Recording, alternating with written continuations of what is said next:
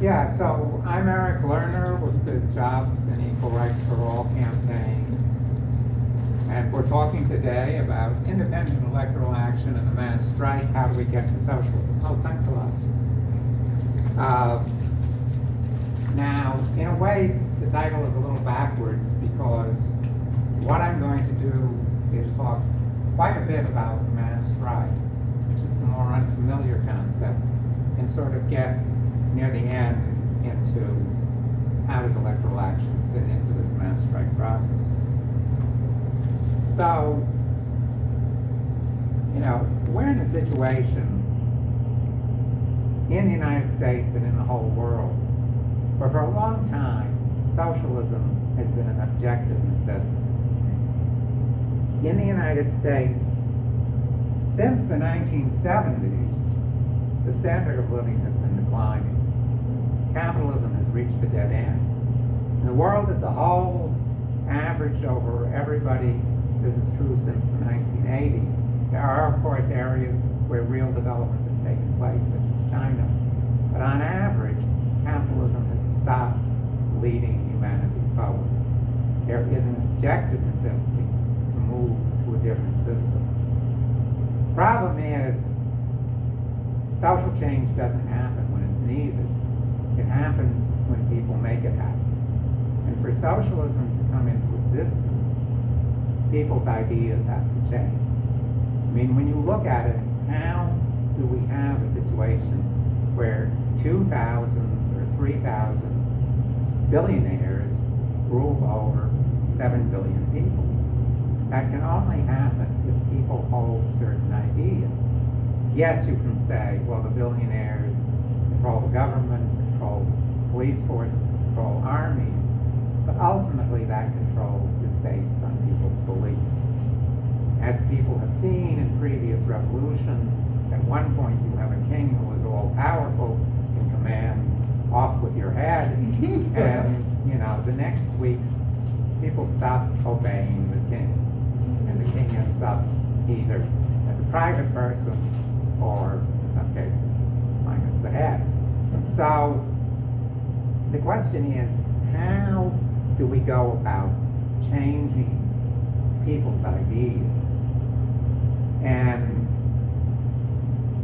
the problem is we've got mass societies which have hundreds of millions, billions of people living. So you need to change the ideas on a mass scale. This is the problem that Marx and Engels posed over 150 years ago in one of their first pieces of writing together, the German ideology. The production on a mass scale of the communist consciousness, what we would today call class consciousness, and for the success of the cause itself, the alteration of men, human beings, on a mass scale is necessary.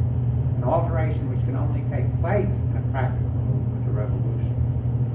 This revolution is necessary, therefore, not only because the ruling class cannot be overthrown in any other way, but because the class overthrowing it can only in a revolution succeed in ridding itself of all the muck of ages and become fitted to found a society in it. So this is basically the problem that's posed. How do you change minds, not on an individual person-to-person basis, but on a mass basis? Well, Marx and Engels didn't really say in detail because the movement was just coming into existence in 1848.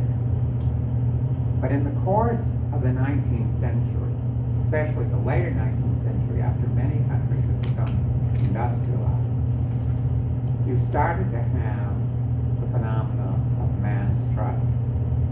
And we had one in the United States, the mass strike that led to the holiday May Day. And in Russia, in the period leading up to the revolution, the failed revolution in 1905, there were many of these mass strikes. And Rosa Luxemburg, who was a revolutionary based both in the Russian Empire and in Germany, that time she was in Germany, she wrote about to try and generalize these mass, about these this mass strike process. So what we mean by the production of consciousness on a mass scale is class consciousness means identifying as a member of a working class that has common interests and is capable of running society.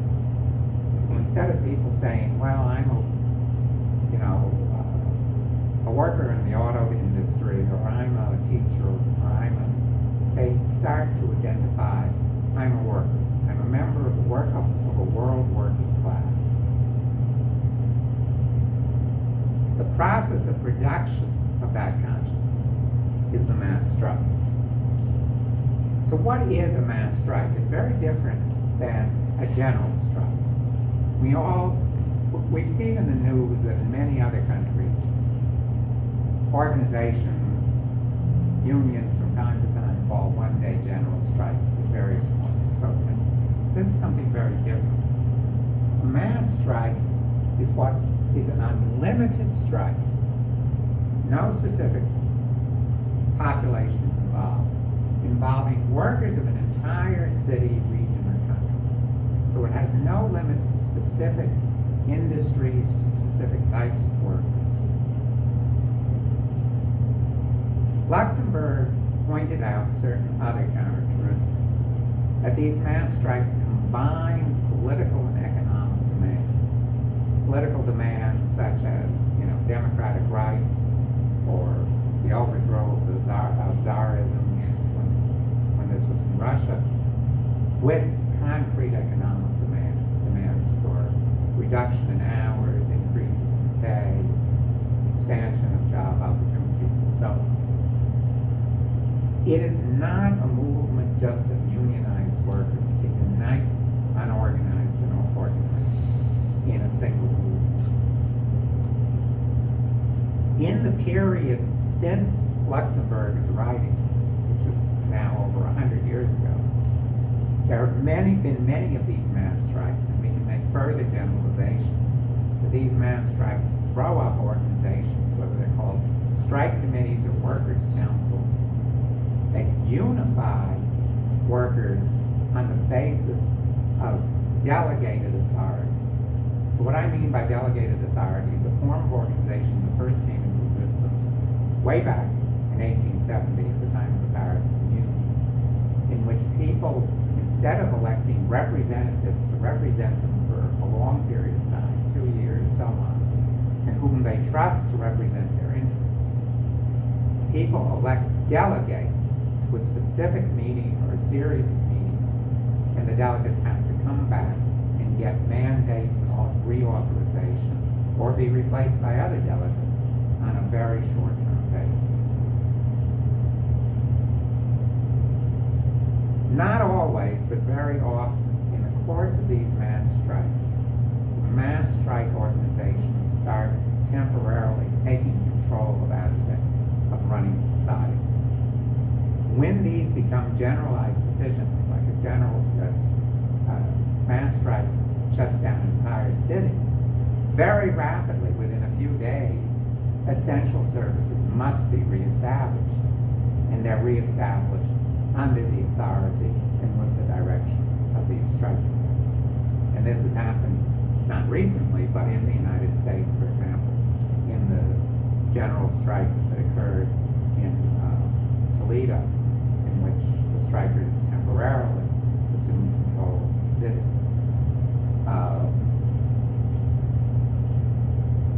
And the result of these mass strikes, really the most important result, is the alteration of consciousness on a mass scale. Because workers, people taking part in these mass movements, see in practice the unity of the entire working class behind its own common interests. And that can transform people's consciousness, often for a period lasting long after the events of the mass strike. Now,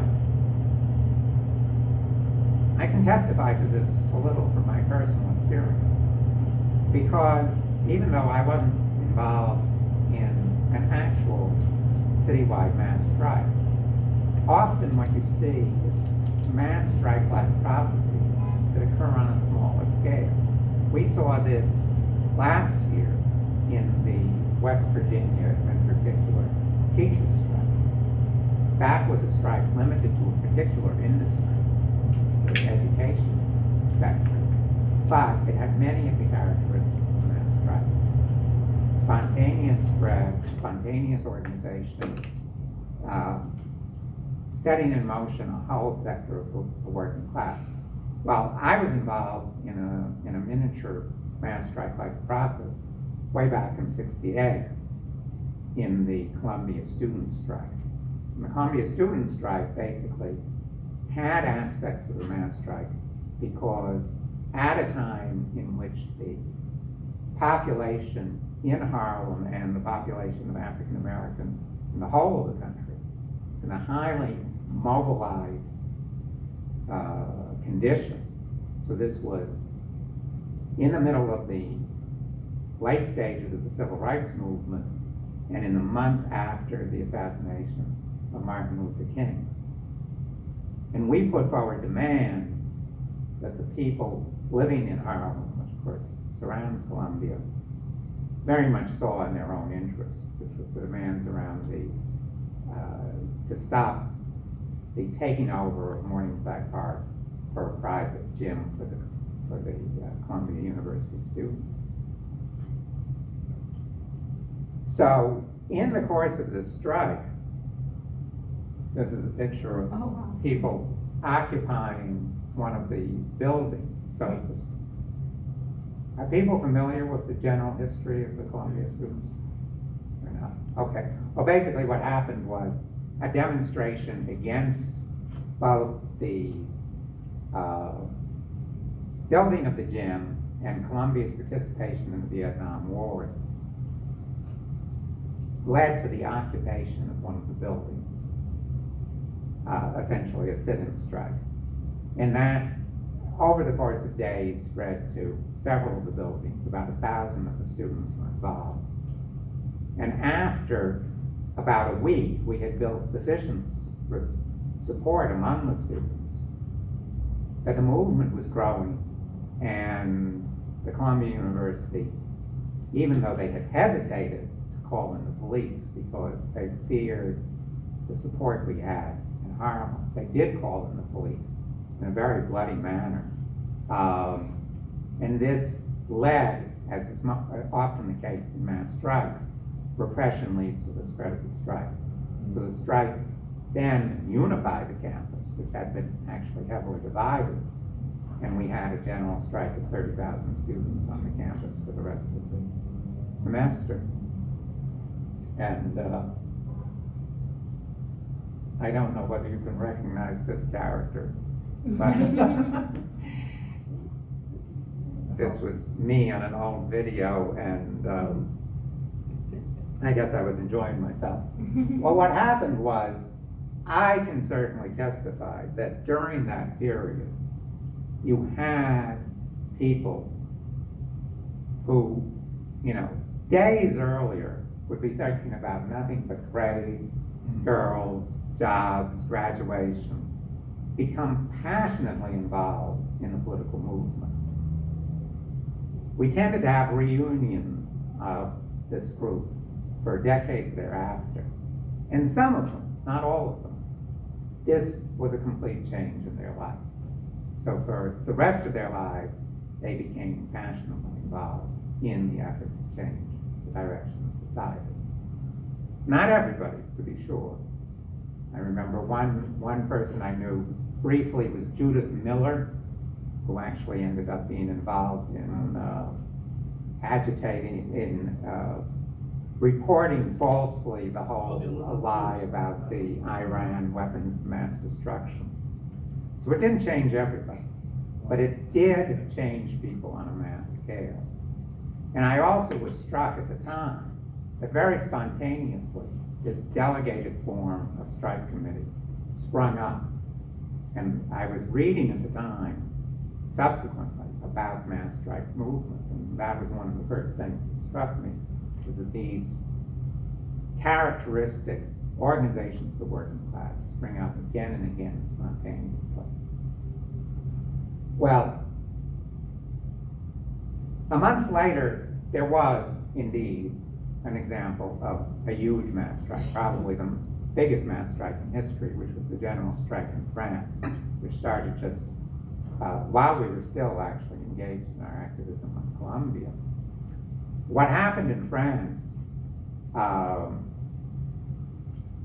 the government of Charles de Gaulle was in the process of trying to impose widespread austerity, which involved cutting back on the universities, cutting back on pensions and retirement. This was at a time in which the French were still recovering from the World War, even though this was, 25 years after the end of the war. A group of students went on strike against the austerity, and they came to Paris. This was from the Paris suburbs. They came to Paris to generate support, and they started having big demonstrations, which were heavily repressed by the police and the CRS, which was the equivalent of our National Guard. Again, the repression led to the spread of the strike until there was mass agitation on the part of the workers to support the students, even though the leadership of the workers, which was at the time in the hands of the Communist Party, was basically holding them back, as union leaders often do. And what happened is, under the pressure of the base, the CGT, the equivalent of the AFL-CIO, called a one-day general strike. And there was a gigantic turnout. There was something like 2 million people demonstrating on the streets of Paris. Under cover of this gigantic demonstration, the students occupied the Sorbonne, the leading university in Paris and in France. Within one day, this example inspired the workers at Sud Aviation, which is one of the big defense contractors in France, to occupy their own plant. Within weeks, this occupation movement spread to the entire country, so that 10 million people, which is about half of the entire workforce, and would be equivalent in the United States to a strike of 50 or 70 million people, were on strike, occupying their factories. And again, there was the organization of these strike committees in certain towns. There was the taking over of public services.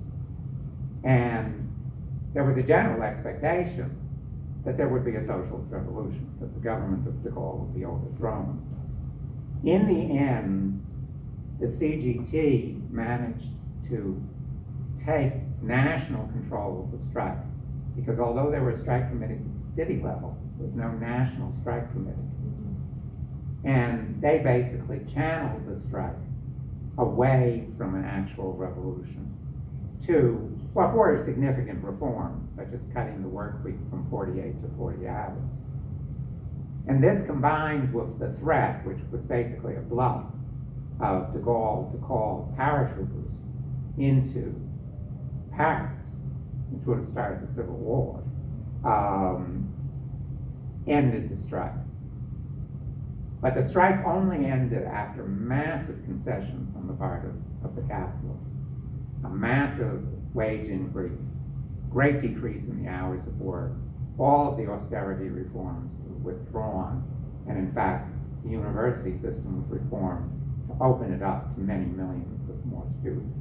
So many gains were made, and this actually opened up a period of few years of mass strikes in France and in Italy, which won significant gains. This is a picture of the workers initially occupying Sud Aviation. And this is a graph, basically. You may not be able to read this, but this is individual days, 15, 17, 18, 19 May. And this is the graph of the number of million of workers on strike. So you can see in the period from 18 May to 24 May, period of a week, this moves up from 1 million to 10 million strikers. This is an example in a modern country. The technology in 1968, although they didn't have the internet, is not that different than the technology today. This is what can happen during a mass strike. Now, this is now more than 50 years in the past, but there are much more recent examples of the same general process. In the United States, the last time we had something resembling a mass strike was in 2006, right? Yeah, in 2006, there was an attack on the immigrant and especially Latino population, in which a bill was introduced into Congress to basically make it illegal to help an immigrant, an undocumented immigrant in any way, even to give them a ride. There was a great mass mobilization within the Latino community. And demonstrations were called that people expected a few thousand people to show up in, and 50,000 and 100,000 people showed up. These were demonstrations in the big centers such as Chicago, Los Angeles. And again, through a fairly spontaneous process, what came together was that May Day would be the day of a national demonstration. And it was a work day, so this would be a national strike. And overall, you had at least 2 million people taking part in this national strike. This is a picture I took of the demonstration in New York, which was not even the largest one. The demonstration in New York was about 250,000. I guess in LA and Chicago, both something more like a 500,000 people. And there were demonstrations all over. Now, unfortunately, this is what you might call an abortive mass strike process, because it did not have the characteristics of putting forward clear, unifying demands and throwing up permanent or semi-permanent organizations. So it basically dissipated, and the government was able to counterattack. Even more recently, we had the example in Matamoros, if I'm pronouncing it correctly, on the border of the United States, in which something like 50 or 100,000 workers spontaneously struck for much higher wages and actually won their demands. This movement made peace spark up again. Well, what I have been talking about is a process that has big elements of spontaneity, in the sense that you can't really call a mass strike. Now, the CGT back in France did call the general strike that vastly escalated that process. But their intent was not to initiate a general strike, a mass strike. It was quite the opposite. It was to blow off steam, really. The conditions have to be right. And one of the conditions is a general agitation, a general level of agitation in the working class, a general level of what would be called pre-revolutionary conditions.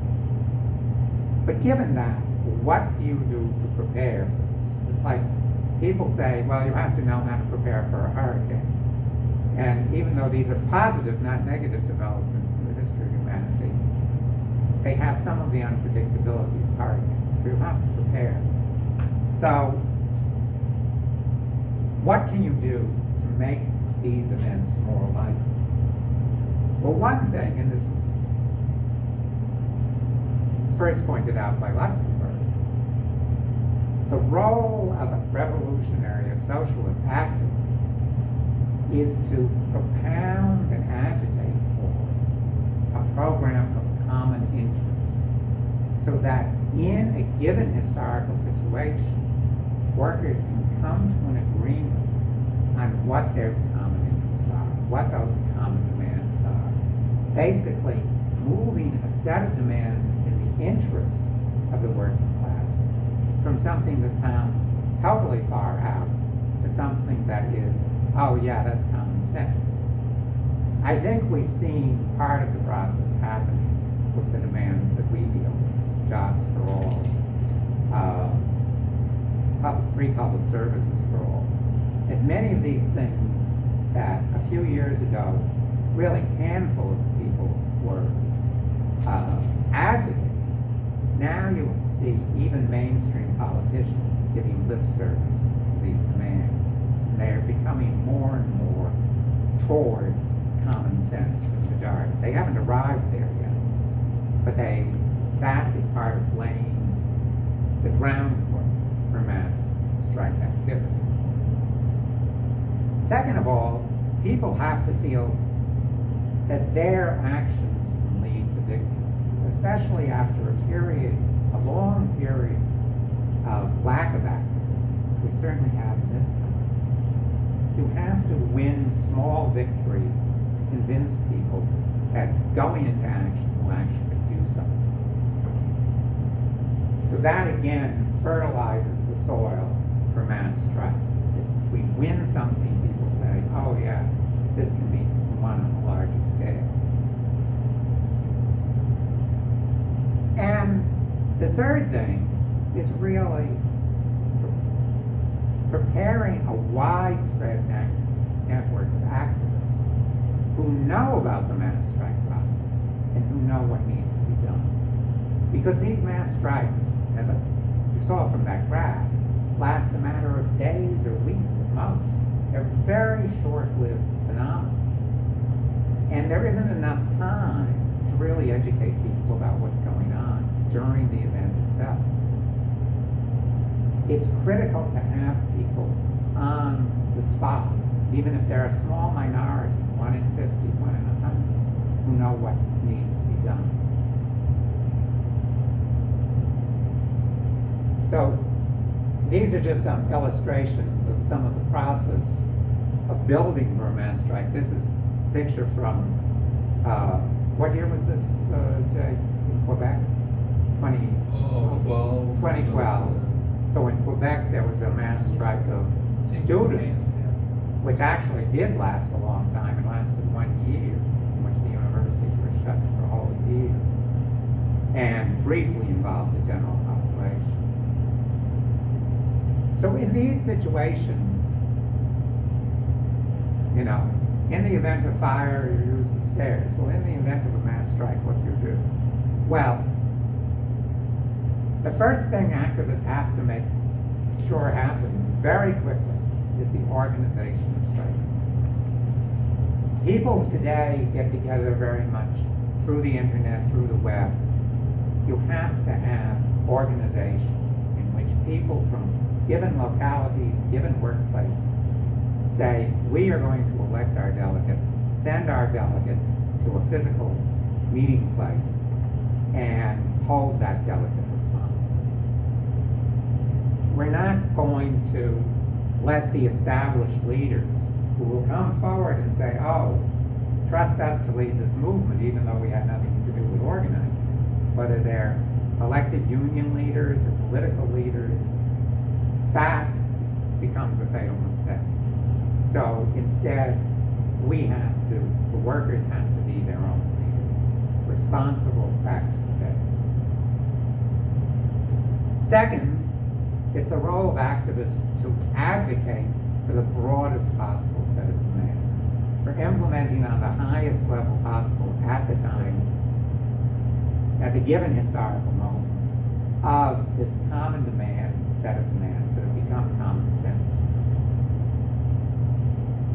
So, demands like, free education for all, free housing for all.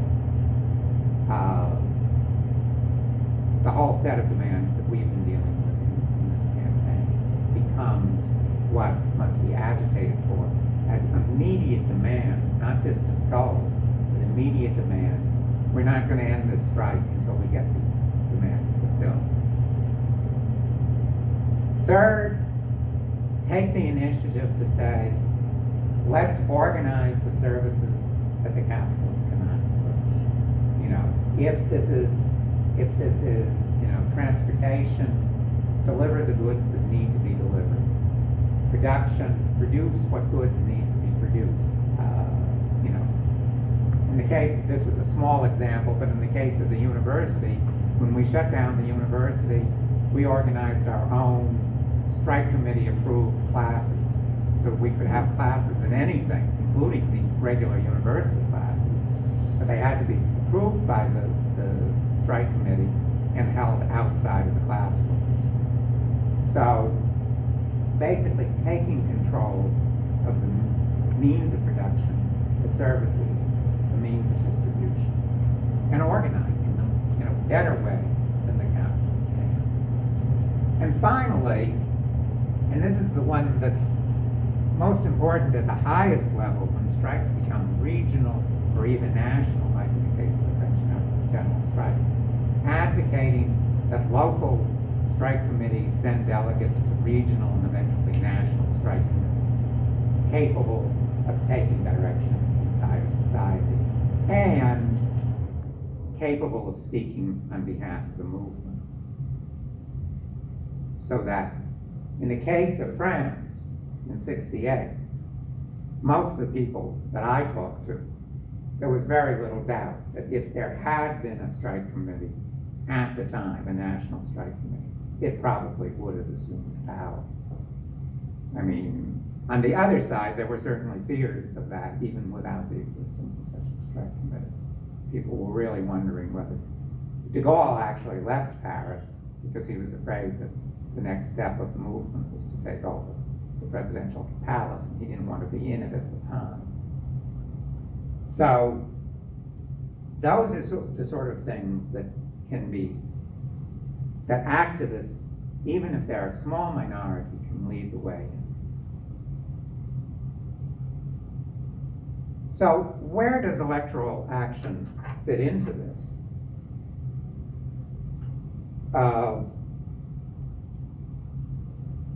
I've been speaking longer than I thought. Anyway, in a way, we're paving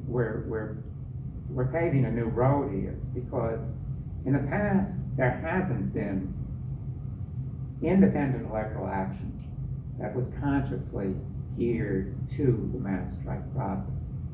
But I think it can help in a number of ways. First of all, elections can't substitute for the mass strike process. You can't win power simply through elections.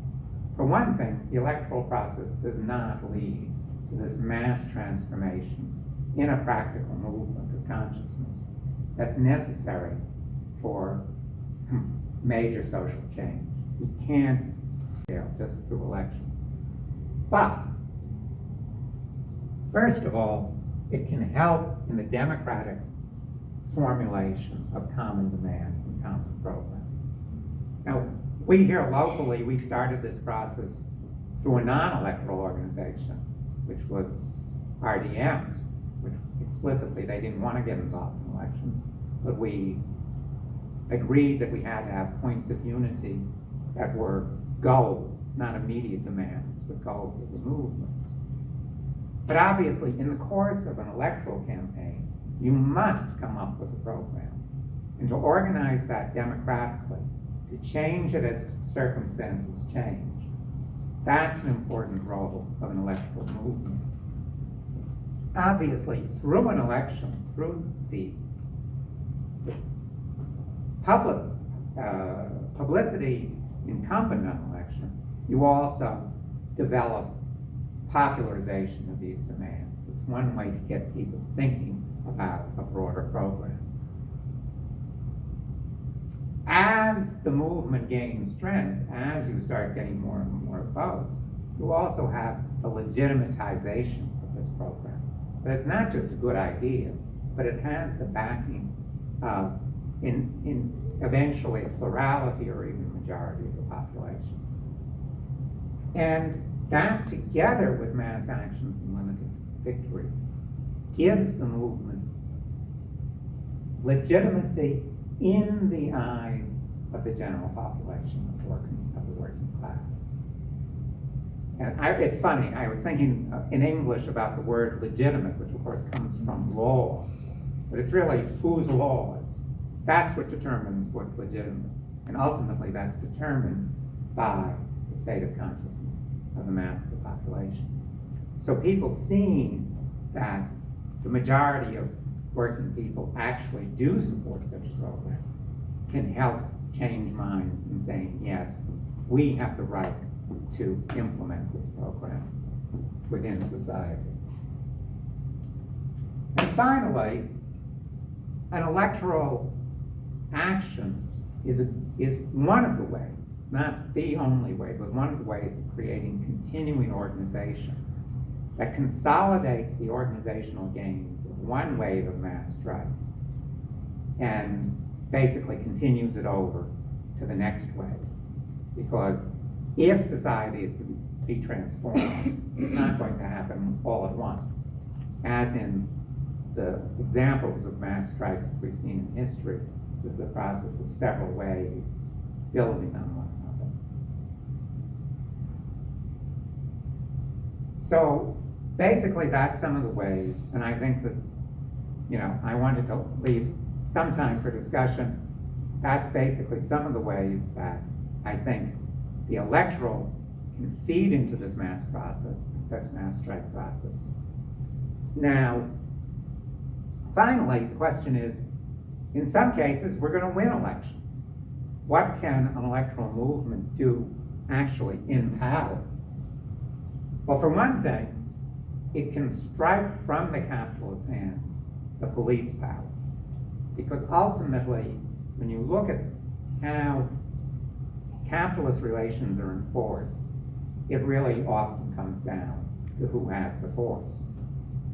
And if initially locally and regionally, that force can be struck from their hands as independent, as representatives of an independent movement are elected to power, then that can immensely encourage the development of the mass movement, because they know that they're not going to be immediately confronted with police force. And finally, even though there's not any such thing as socialism in a single city or socialism in a single state, you can make, on a small scale, exemplaries of certain aspects of your program and show it working in practice. Certainly on a statewide level, things like free public education, free housing can be implemented on a limited scale. So those again become exemplars for a broader, eventually global movement. So anyway, I've taken much longer than I thought, so let me wind up and open it up for general discussion.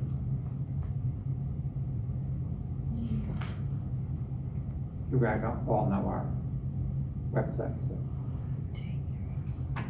Okay.